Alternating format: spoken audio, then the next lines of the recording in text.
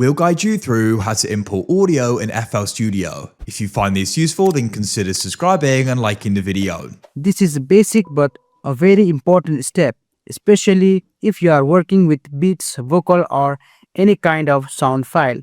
First, go ahead and open FL Studio on your computer. Just go to your Windows search bar and just type FL and open the FL Studio app. Just wait for it to load. Once you are in the FL Studio, just go to the top and you will see this small channel rack.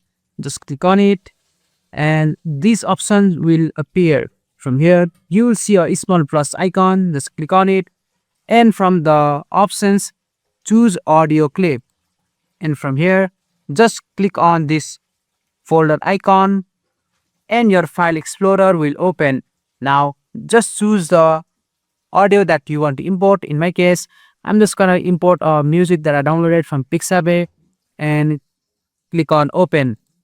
And once opened, I can just drag it into any track like so. Once you have placed it, your audio is now fully imported and ready to use. And that's how you import audio into FL Studio. If you found this guide helpful, make sure to like the video and subscribe to GuideRealm for more tutorials.